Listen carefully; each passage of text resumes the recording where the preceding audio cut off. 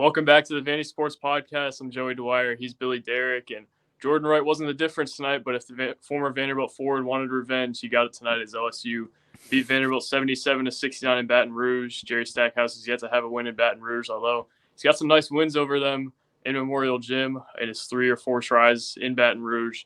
Has yet to win. Vanderbilt's also yet to win an SEC game, falls to 0-2, 5-10 overall.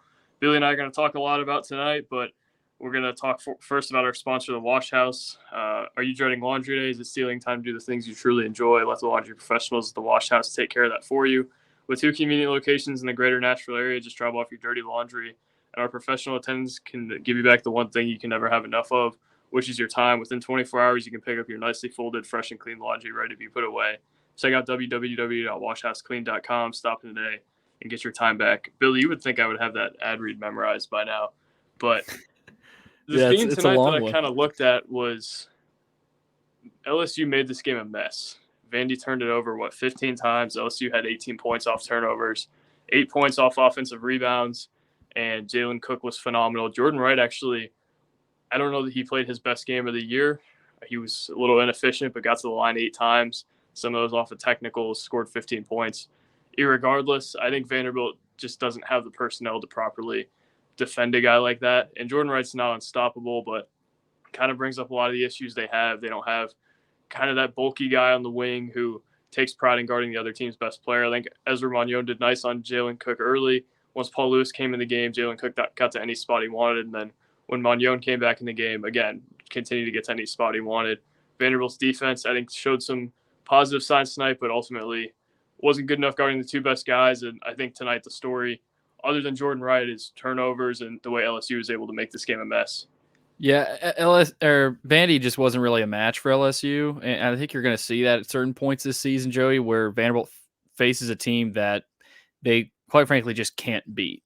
Unless like that team plays their worst game of the season. Like LSU's I like this LSU team a lot. I don't know that they make the tournament, but love their guards, and Vanderbilt's guards cannot guard their guards.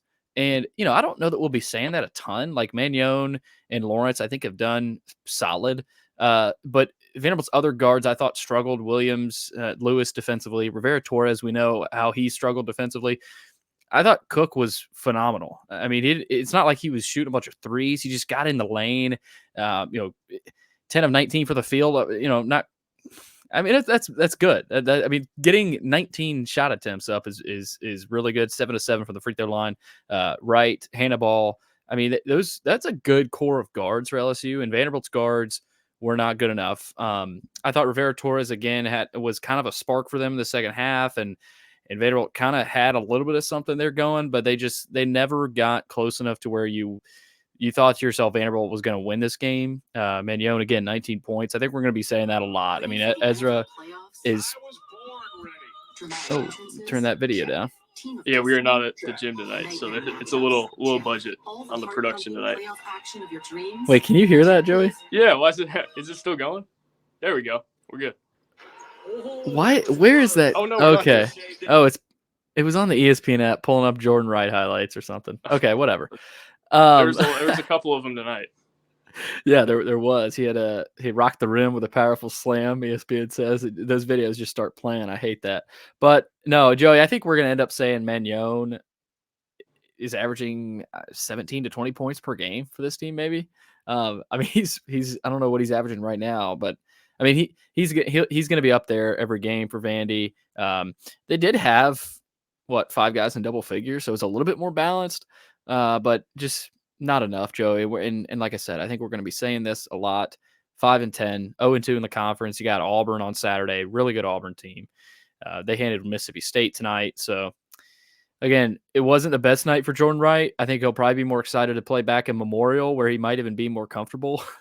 But yeah, LSU's guards they were the story. Like I didn't think LSU's post players were too, too tough to defend at all. I think their guards were just really active, and Vanderbilt just doesn't have enough depth. There were a lot of bad matchups that happened in this game at certain points defensively for Vanderbilt too, and they just don't have the what's it called, rotational depth, versatility. They don't have it. LSU has everything Vanderbilt doesn't have. They've got guard depth. They've got some athletic bigs that can really run.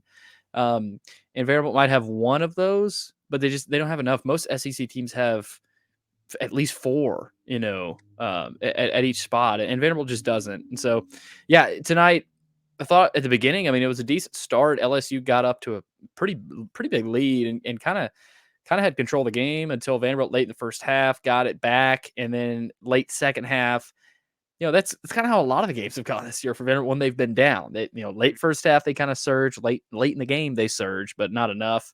I guess they were the line was 8. They lost by 8, I guess. So I don't know what it actually ended up being, if they covered or not. But yeah, Joey, more of the same. And, they're going to have to figure something out offensively. I thought Carolyn Peck did a good job on the broadcast kind of explaining what Vanderbilt needed to do if they wanted to have any shot, the dribble handoff. Just didn't feel like they had any adjustments for this LSU defense. I thought LSU was really active defensively, and they didn't have enough on the road. Yeah, they only led for 59 seconds of this game. It felt like it was closer at times than I think it actually was, but LSU really had control of this game for the whole time. And another thing I want to bring up, and it was one of the quick takes, Vanderbilt shot 25% from three. They're shooting under 30% from three on the season. Billy, they don't have the talent to stay with teams or win games on the road in places they don't normally win, or beat guys who are having revenge games of sorts. If they're shooting 25% from three, they're going to have a really, really hard time beating LSU and then beating better teams like Ole Miss, Auburn, who are all coming up on the schedule. It's going to be really difficult if they can't make threes.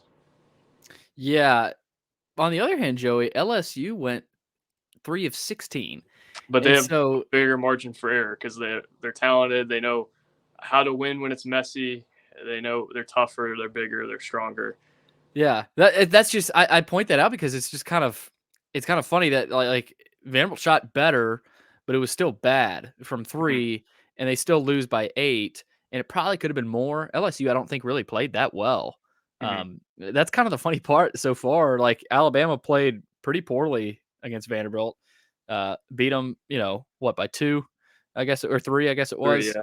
And then LSU. I didn't think they played great. Obviously, they didn't shoot the ball great from 3. They were really good defensively and got out, in the break. But Joey, these teams haven't played great, and Vanderbilt still lost. So, imagine a team if Vandy catches a team on a really good night. That could be kind of scary, and I think that'll happen a few times. And we'll see. Again, we talk about the job security all the time, Joey. I still don't think we're going to see a move mid-season. But do some of those like flashpoints cause some more concern than there is? Is there a 30, 40 point loss? Are there multiple 30, 40 point losses? And what does that mean? Again, I hate talking about that after a game, but that's kind of the theme right now. What do they show? Do they show anything?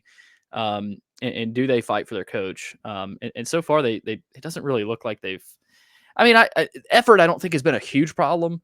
They just kind of have what they have, and I think they're trying. I really do. Now there's possessions where you don't. that's playing college basketball, but Joey, there just doesn't seem to be a lot of hope, especially in what looks to be a really good SEC this year. Yeah, I agree with you. I don't think the effort's really an issue up and down the roster. I just don't think they have the dogs that other teams have.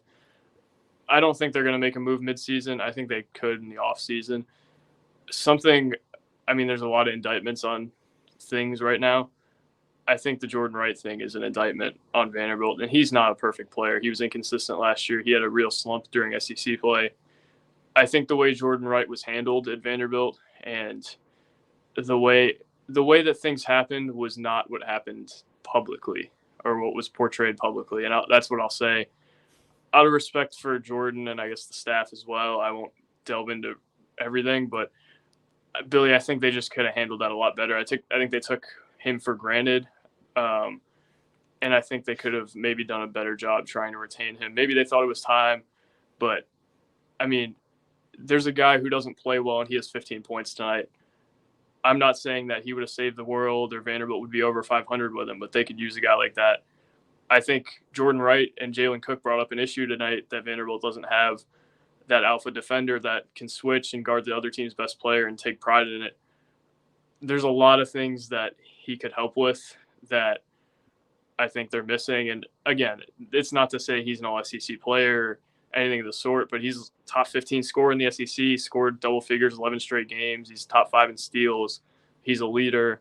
And I don't think Vanderbilt really handled him the way that they should have handled him. And I think they took him for granted at times. I think he was kind of a scapegoat at times for things. And you saw he was benched throughout the early part of the season last year. And once he kind of worked his way back, they were a much better team, and he was tremendous at the end of the year. So I got a lot of respect for him and how he handled things. Billy, we talked to him a lot, or I've talked to him a lot at least, and you wouldn't get the sense that it wasn't all sunshine and rainbows, but I'm not quite sure it was. And that's what I wanted to touch on for him. I'm not trying to be insufferable tonight because we've talked about the game already, but it just brings up another thing, like with relationship building with the players and all that, that I think the staff could do a lot better. Well, if only Vanderbilt played Belmont this year, you'd see 3 of those things. They're going to play South Carolina and Miles Studi, and obviously you've seen what Malik Dia has done at Belmont. Yeah, I think, like I said, actually, there's going to be flash points. I think tonight it could have been one of them if Jordan Wright goes off. I mean, I think that probably would have been the leading headline, a lot of stories. If he does in Nashville, then it really will be, especially with a lot more local media being there. But yeah, I just think it's interesting. Miles Studi, Jordan Wright, and Malik Dia say they were retained. And again, this is hypothetical. How much better is this team? Who knows? I mean, obviously, I think they got more depth. They've got more shooting. Jordan Wright, you saw tonight. I mean, he's a matchup nightmare. He looks a little bit better. I mean, he maybe slimmed down a little bit, but he's the same Jordan Wright, consistent. Doesn't make a ton of mistakes, smart player, and Vanderbilt could use a guy like that this year. Malik Dia, a versatile 4, 5, maybe 3, just kind of a Swiss Army knife. I know it didn't work out, but it's kind of a microcosm of this tenure that so many players that have gone on, maybe not so many, but there's been a decent handful of players that have gone on to other places and kind of found a nicer fit, and have proven they are good players. Right, Miles Studi's playing really well for South Carolina, and then you've seen what Malik D is doing at Belmont, like I said. So those flashpoints are going to keep showing up, Joey. And tonight, like I said, it could have been worse with Wright.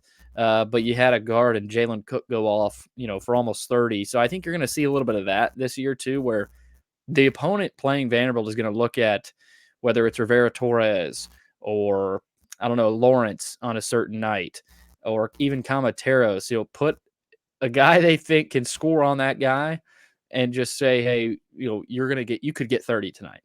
Right, because Vanderbilt has certain guys that are liabilities. And so, I mean, not every team has liabilities, but Vanderbilt seems to have more of them than most. And you got to try to survive with that somehow. It's going to be interesting to see where they get a win here in this next stretch, Joey. But tonight, again, yeah, I mean, brutal stretch. Tonight, I thought was a shot. I mean, we talked fairly positively about it, about their chances. And it's kind of an indictment, 8-point underdog, you lose by 8, and it's just kind of like, yep, nothing new, really. I mean, this is kind of what we've seen this year.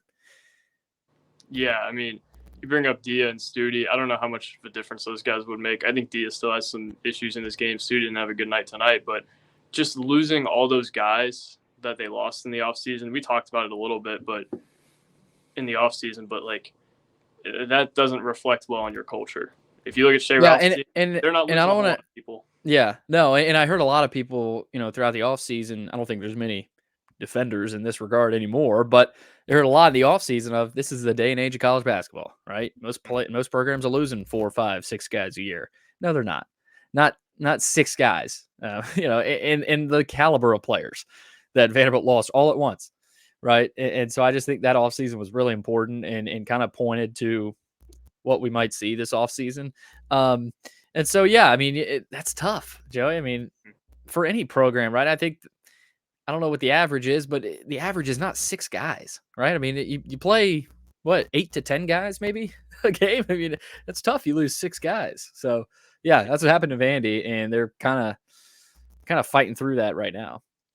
Yeah, I mean, I just think maybe it's a testament to their culture, and that's kind of what I've gathered. And Billy, this would be a complete non-issue if they had replaced these guys with better players. But the fact of the matter is, they haven't. They're all good guys. I like Tassos. I like Evan, but they are not what they lost. They're not Liam Robbins. They're not Jordan Wright. And last year's team had a talent differential with some of the teams in the league, and that team has a talent differential with this team. So, again, I know people don't like to hear us bring up guys in the past, but I think it brings up some bigger picture issues just thinking about these guys and the manner in which they left and the stories you hear about their time at Vanderbilt and what happened. I don't know, Billy. I just think there's some things that have to be fixed, and they're running out of time. They're getting into league play here, and I don't know that they have the replacements for these guys that they thought they had or needed to have at least. Yeah, I mean, Auburn's a really good team. They're coming in. I think they got to play Missouri in this stretch too. So yeah, Joey, again, more of the same. And like I said earlier, there's going to be certain teams Vanderbilt plays, not just in this stretch, but in the SEC season, where the matchups just don't suit them.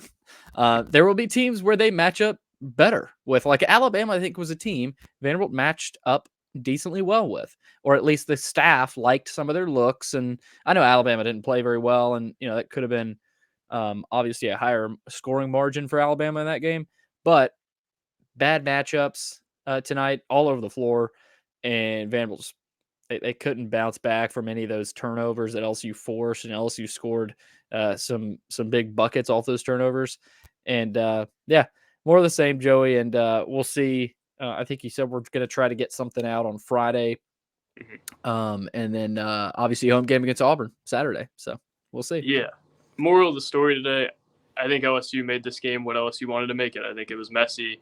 A lot of turnovers, a lot of points off turnovers. Yeah, it was pretty, but it was pretty. It felt like a YMCA pickup game at times. Yeah, and I mean, you could tell Vandy was frustrated, stack out the technical, and I think that was after they got a stop on defense. So just, again, that's kind of a microcosm of this one. Vanderbilt was uncomfortable throughout a lot of the night. I don't think you missed that many threes, and a lot of them were decent looks. If you're not a little uncomfortable, and LSU hasn't done some things that have messed with you a little bit. Are we saying that they suck and there can't be a path? I don't know, but I think they could win some games in the league, but this was an all right chance, and it's going to get harder here for at least the next few weeks before they see some teams. Billy, you got anything else before we head out? Well, I was gonna look up where Vanderbilt is and Ken Palm if that moved. They're at 182. Is that anything new, Joey? I think that's a little down from Alabama.